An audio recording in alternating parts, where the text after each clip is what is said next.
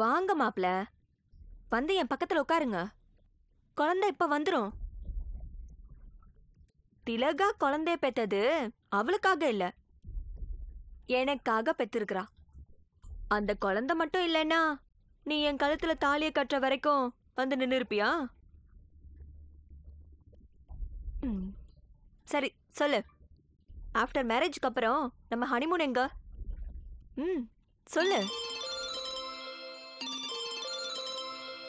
யாரு உங்க அப்பனா? ஆமா, இது 8வது கால். எடுக்காத எடுக்காத. புள்ளைய காணோன்னு நீ கால் மாத்தி தவிக்கிற மாதிரி அந்த ஆளும் தவிக்கட்டும். ஓ மகன் தங்கதோர கையால தாலிய கட்ட வையின்னு அந்த ஆளு காலெல்லாம் விழுந்து கதர்ன மதிச்சானா? அவனை எடுக்காம அளவிடு, அவன் தவிக்கணும்.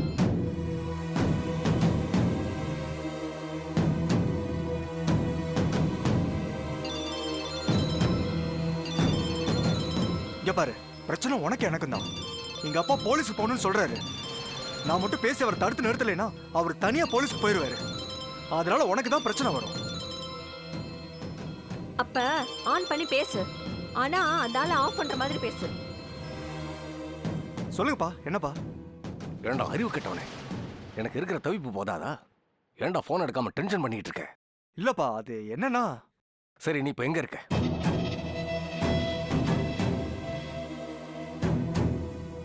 டேய் சொல்றா, இப்ப நீ எங்க இருக்க? அது குழந்தைய தேடி அலைஞ்சுகிட்டு இருக்கேன்ப்பா.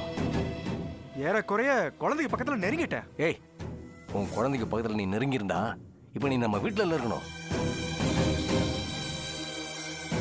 என்னப்பா சொல்றீங்க? ஆமாண்டா, குழந்தை இப்ப நம்ம வீட்டுல தாண்டா இருக்கு.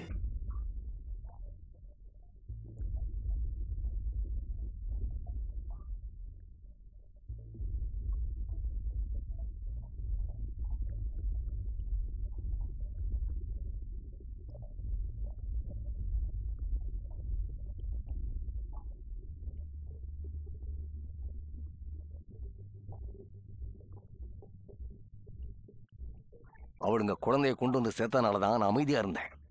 இல்லைன்னா அந்த கௌரியும் மனோகரையும் அசிங்கமா பேசியிருப்பேன்.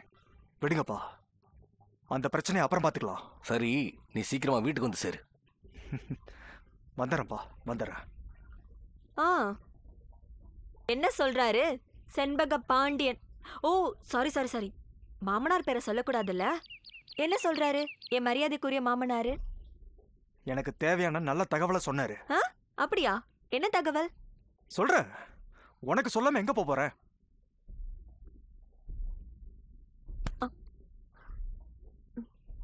ஏய், என்னது இது புதுசா இருக்கு? இனி உனக்கு எல்லாமே புதுசுதான். ஆமா, இனிமே உனக்கு எல்லாமே புதுசுதான்.